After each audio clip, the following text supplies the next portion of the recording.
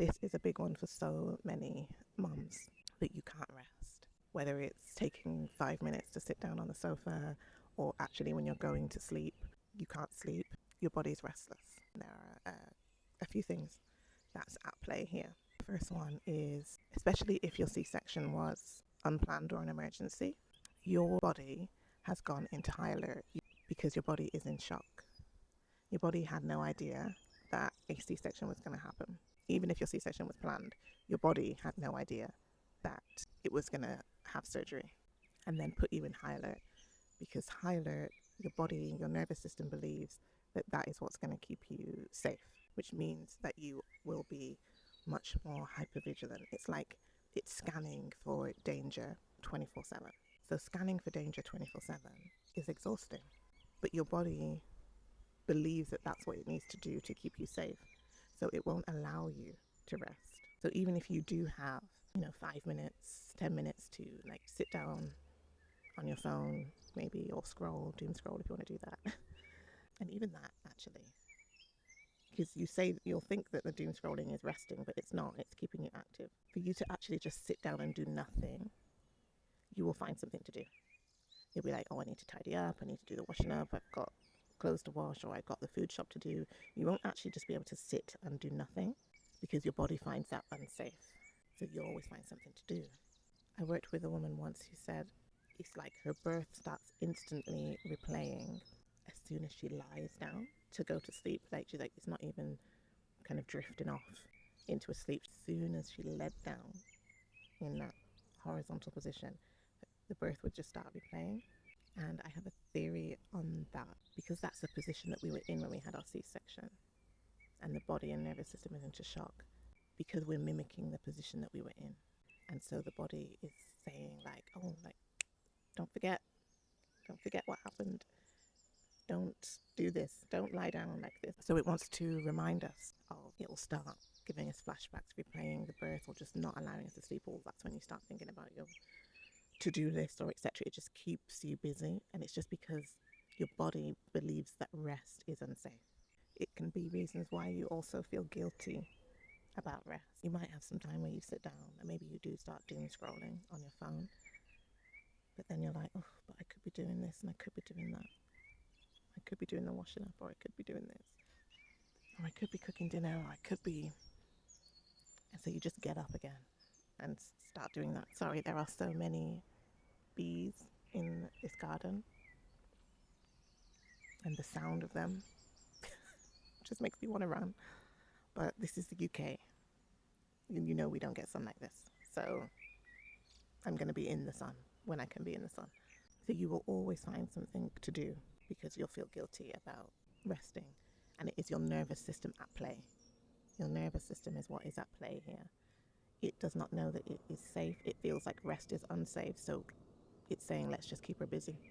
Whether it's thinking about stuff, making her do stuff, but let's just keep her busy. So it's all about teaching your body how to feel safe again.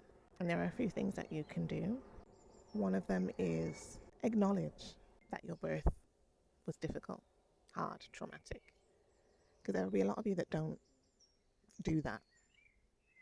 You just want to soldier on and kind of act as though what you went through wasn't absolutely major, life-changing and traumatic, because there'll be so many societal expectations put on you that's making you feel you can't say it. You've got, the media, TV, social media that only shows, perfect mums and mums doing everything well, and you don't want to be the mum but actually what I went through was really difficult, and I still haven't processed that. You don't want to be that mum. But I want you to know that there are so many mums that feel that way. You're not alone. The stats show, I believe it's 30,000 women report to have a traumatic birth in the UK. But we know that that number is underreported, because those are only ones who have been diagnosed with something after their birth, and the medical system has defined what they've been through as traumatic. But I know every single woman that I've worked with, and myself, we're not on that list. We're not on that list because nobody came and said that what you went through was traumatic. We didn't have any kind of support or help with the GP or any kind of therapy or anything like that. And there are so many women like that. So there are so many that are not on that list. So that number is way underreported because it's become normal. Because it's become so accepted for women to go through such hardships through their birth. It's as if society don't want you to see that as difficult. They just want you to see that as normal. But it is not normal. It is not normal to be scared, to be afraid, to feel unsafe during your birth, to have those experiences. It is not normal. It's not. It's traumatic. And so pushing down those feelings of what happened, pretending that you're okay, all that does is create more dis-ease for you in your body. That will be reasons why your scar still hurts, or your scar hasn't healed, why your tummy hurts, why you might still have backache, migraines, shoulder pains, anxiety, hypervigilance, etc. It's all emotions that you've pushed down. So the first thing you can do is acknowledge it. Just acknowledge that that was difficult. Safe to, it's safe to acknowledge that. It doesn't make you a bad mom or a bad person. You can just acknowledge it. The next thing you can do is you can write about your birth. Actually write your birth story, what happened, how you felt in it, because it's likely that you have not done that or actually spoken to someone about every single detail that has happened in your birth. You probably haven't done that. So you can write about that. It's another way to kind of get it out of you, out of your head, out of your body. You can put it down onto paper. And then the third thing that you can do is start by spending 5 minutes with yourself each day. Lie down, put your hands on your tummy, just breathe, set your phone for 5 minutes, and just be there with whatever is there. Just see what comes up. And then you can note it in your phone or journal, write it down, what feelings, what emotions, or what came up. I know mums who have done this before, and they said when they laid down, put their hands there, the first thing that came to mind for them was something that the midwife said. She wanted a glass of water, and so she asked the midwife, and she said, well, who's going to get you a glass of water when you're at home? You need to get it yourself. This was the next day after her C-section. And she said, I didn't realize that still bothered me. I still had that in my head. And there's probably a lot of you that will have things like that you don't even know that you have still. You don't know that still bothers you, but when you just spend a bit of quiet time, it will come up. Your body will let you know you are full of wisdom. Your body is full of wisdom and knowledge. It knows what's going on. It's about reconnecting with your body, working with it, and seeing what's still there. And so you might find things like that are still there. Another lady that I work with, she said when she did it, what came up to her was the hospital staff must have said, okay, we want to do a C-section. And her husband just said, yeah, I think that's a good idea. And she said how she felt so betrayed by that because he knew that she didn't want to have a C-section.